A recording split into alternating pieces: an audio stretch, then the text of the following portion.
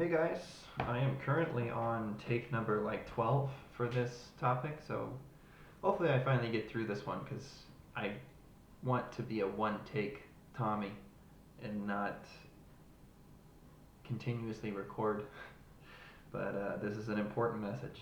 Really, really, really important, and it's hard to get right, but I'm gonna know it when it's good for you guys. Most important thing. That's the most important thing for me.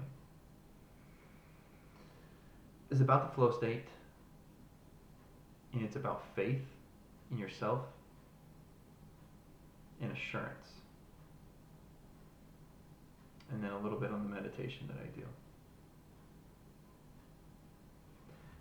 There's something that Jesus does in the Bible, and he does that a lot. And I was really shocked actually when I finally sat down and I read this. And again, if you don't believe, that's okay, but I want you to have a chance to learn from this because it's really important. And if you see Jesus as just a person who existed, then you get to see him maybe as a really good person who said a lot of great things. What I've noticed is that I was like, man, Jesus doesn't show a lot of joy.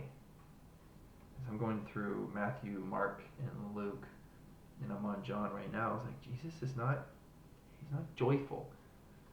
And if anything, the attitude I see the most is like, I think the word is indignant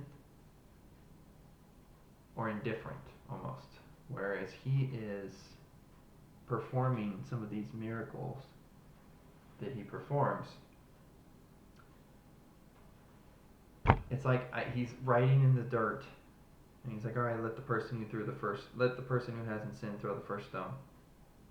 He looks up and he says, where are all your people that have called you out? Well, they left. Okay, as can you, and don't sin anymore. And when he's awoken on the boat, and everyone's freaking out, and they're like, Jesus, Jesus, save us, save us. And he's like, are you still of such little faith? Puts his hand up, stops the wind. Probably goes back to bed. He does this so much. Where he's like, you have little faith. Or on the flip side, your faith has healed you. And there's a guy in particular that comes and meets Jesus on the road because he says, I am not worthy to have you in my home. But someone in my family is incredibly ill. And I know that if you say the word, that they will be better, because I too command over people, and if I tell them to do something, it will happen. And so his faith was so much that he told Jesus that he knew that Jesus didn't even have to come to his home to save that person. And Jesus was astounded by this man's faith. And sure enough, by the time the guy got back, the person was healed. And I think about that with how we would like to act in our life. And that phrase goes through my mind a lot of, you have little faith.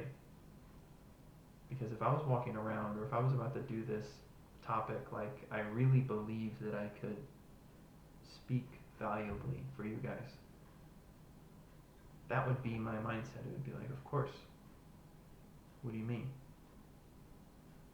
I don't have to put this additional pressure. What is pressure? Like I'm here to perform. I think that's the secret of the flow state. Is you're in a place of such assurance. You're like, yeah, just give me the ball. What do you mean? What do you mean form?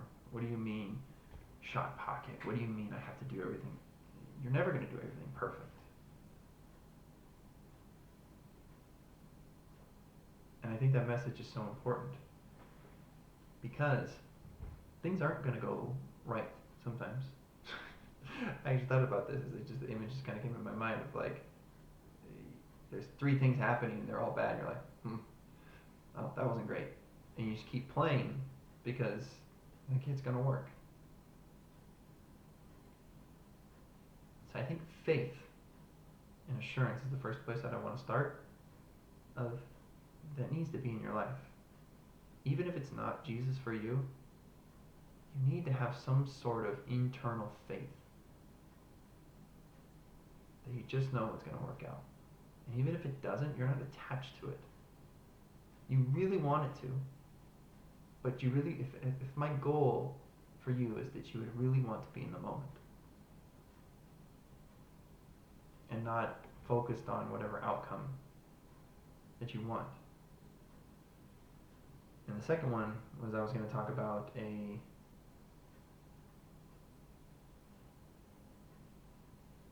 how maybe it could be easier for you to get into that place of assurance. And Jesus says, whoever wants to be my disciple must deny themselves and take up their cross and follow me. Take up their cross. Talk about their sins. Talk about their problems. Carry that burden that they're supposed to carry.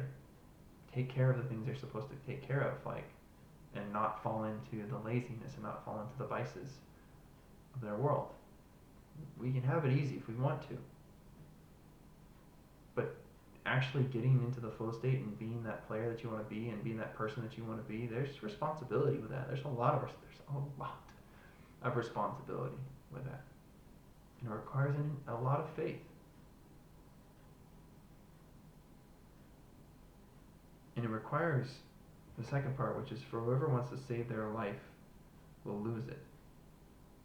But whoever loses their life for me will find it. He didn't just say, for whoever loses their life for me will find it in heaven. I think there's a lot of narrative in the world of people saying that, or maybe there's just a narrative or a thought that religion is about what happens, after you die. And I think that there's a lot of gifts and freedom and peace that you'll experience while you're here. And it has nothing to do with joy either. It's peace. It's peace and being able to operate in the moment. And I believe this is the only way that it can come.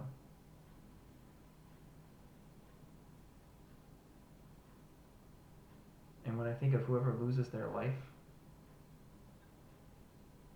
I do a meditation that is not from the Bible. And I really hope that God is okay with me doing this. It's from Dr. Joe Dispenza. And as I do this meditation every morning. And there's 5 things he says. He says, you are no one. You are nothing. You are no place, nowhere, in no time. And when I hear you are no one, I'm like, okay, I'm not just a basketball player. I'm not just an athlete. I'm not a speaker. I'm not a son. I'm not a brother. I'm not a video gamer. I'm not someone who gets angry. I'm not someone who gets frustrated. I'm not someone who takes 13 takes on a mic. I'm allowing the weight of the labels of all those things, because right now, none of those things matter. I'm just meditating. I care about my family, but in this exact second, that doesn't matter. The work that I need to do doesn't matter. Business doesn't matter. The next game doesn't matter. It's going to help me be in the present moment. It's going to help take away the pressures of what's going on in the world. I'm the thing. This has been the part that's been the hardest for me to explain. When you were a kid, you weren't thinking about who you were, as far as like a human being, or a man, or a woman. You just opened your eyes and you saw something you wanted to play with and you played with it. Or you ate whatever was in front of you, or you didn't want to eat whatever was in front of you. And you were drawn to certain things, you weren't drawn to other things, but you weren't constantly You weren't thinking about, I'm a human being, and I'm this and that. What does that mean? In that moment, I allow that to leave. I'm nothing. I'm just an animal. I'm just this animal that was created, and I have energy inside of me and love to give. That's it. I'm nowhere.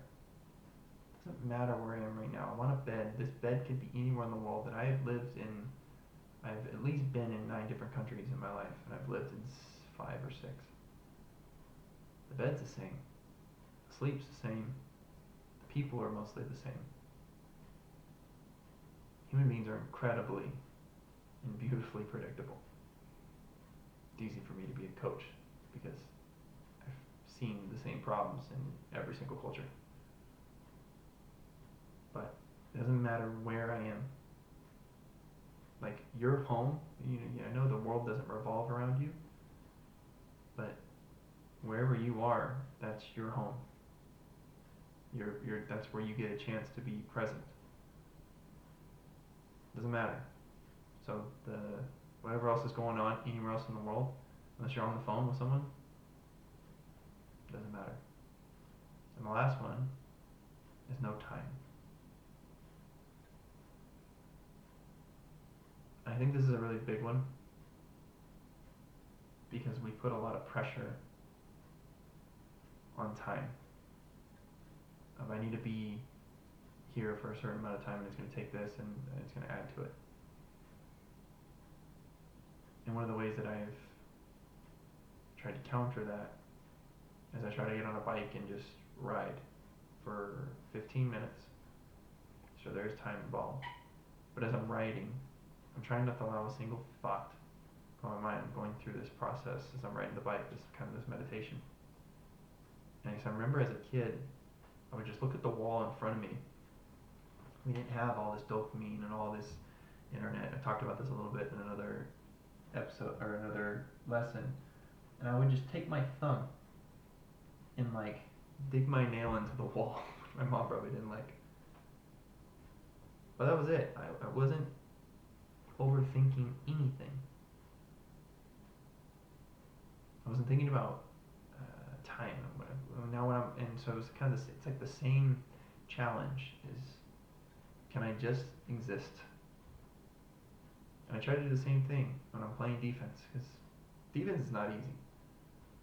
But if you can just play and zone out and not think of, okay, I have to guard this person for 4 quarters or even for one full play, you're just going to go moment by moment. You're going to actually maybe be able to see the little cues that the person's giving you and you're going to be in a good spot. And you're going to be in a good place for a good rebound. But I feel like that's the way to get into the present moment. Is you let go of this idea of who you think that you are. And if you make mistakes, you make mistakes. You don't want to.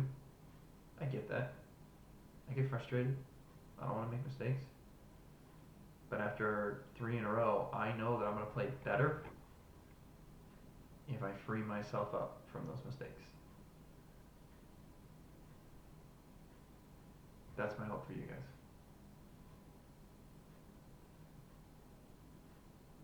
And to close, I want to restate assurance and faith. And spending time around people where they look at you like, yeah, just do it. Why not?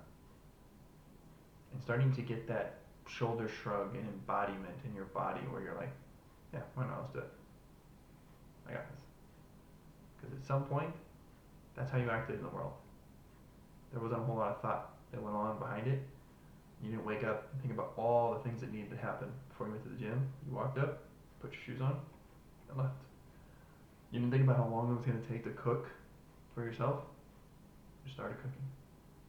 Don't add necessary pressures that don't need to be added into your life of time and of labels and of constraints that are created by you and by culture.